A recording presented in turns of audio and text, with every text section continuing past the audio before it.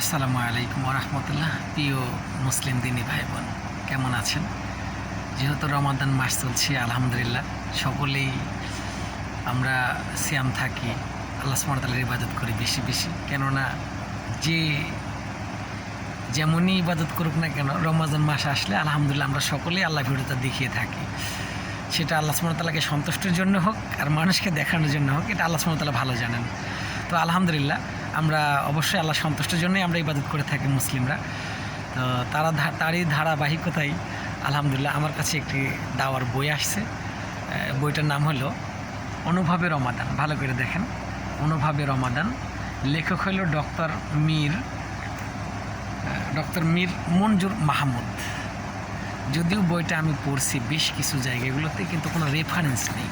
আমি বুঝলাম না, যেহেতু আমি বেশ কিছু হাদিস গ্রন্থ পড়ছি আলহামদুলিল্লাহ, ইসলামিক ফাউন্ডেশন থেকে কিনে পড়ছি আলহামদুলিল্লাহ। এখনও আমার বাড়িতে বেশ কিছু হাদিস গ্রন্থ মওজুদ আছে আলহামদুলিল্লাহ।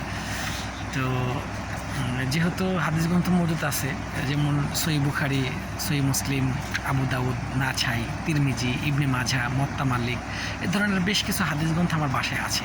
এছাড়া মিন্নাতুল বারী, আরও শায়খ আব্দুর রাজ্জাক বিন ইউসুফ, প্রফেসর আসাদুল্লাহ গালিব এবং আবদুল্লাহ বিন আব্দুর রহমান, তারপর শহীদুল্লাহ খান মাদানীর, ডক্টর জাকির নায়েকের, তারপরে ডক্টর কাজী ইব্রাহিম, তারপরে শহীদুল্লাহ আমানুল্লাহ বিন ইসমাইল মাদানীর বেশ কিছু হাদিস গ্রন্থ উল্লেখ আছে আলহামদুলিল্লাহ আমার কাছে আছে বই।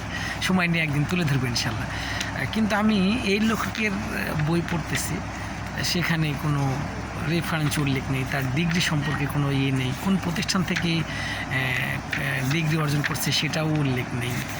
সব মিলিয়ে বইটা আমার কাছে কেমন মনে হচ্ছে আমি বলবো না, যেহেতু আমি কোনো বড় দায়ী না বা কোনো জ্ঞানী মানুষ নয়। তবে এতটুকু বলতে পারি যে আমি যেহেতু হাদিস গ্রন্থ পড়ছি আলহামদুলিল্লাহ, কোরআন মাজিদ কম বেশি যাই পড়ি আলহামদুলিল্লাহ, তো তা থেকে কোরআন মাজিদে পড়তে গেলেও দেখি যে সবগুলো আয়াত আছে, রেফারেন্স আছে, কোথায় কোন বিষয় উল্লেখ হয়েছে সেটা আছে আলহামদুলিল্লাহ।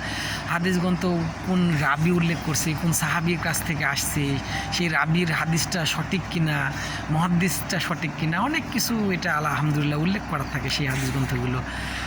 সময় নিয়ে একদিন আলোচনা করবো ইনশাল্লাহ, কিন্তু আজকে আমি কোনো এমন কিছু দেখতে পাচ্ছি না। তো সব মিলিয়ে আলহামদুলিল্লাহ, যেহেতু আমি পাচ্ছি না, বেশ কিছু হাদিস গ্রন্থের এখানে কথা আছে। হায় যদি মিনারের আহ্বানকে অনুভব করতে পারতাম, তারপর হায় যদি সালাতের ক্ষুধা সৃষ্টি হতো, এটি হয় আমার শেষ রমাদান। তো আলহামদুলিল্লাহ আমরা সাধারণত রমজান মাস আসলে 20 টাকা 30 টাকা দিয়ে সালাতের বই কিনে থাকি।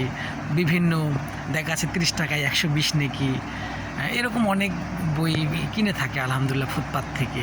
তো আমরা বই কেনার সময় অবশ্যই লেখক পরিচিতি দেখে কিনবো এবং সেই লেখকের যোগ্যতা কতটুকু সেটা অবশ্যই আমরা দেখে কিনবো ইনশাআল্লাহ।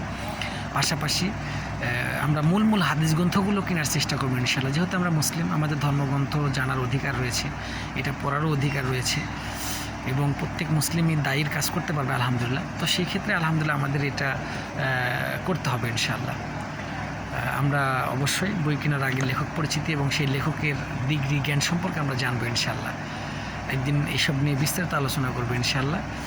তো আমরা বই কিনবো, তো অবশ্যই কেনার আগে বই দেখে কিনবো ইনশাআল্লাহ। আসসালামু আলাইকুম রহমতুল্লাহ।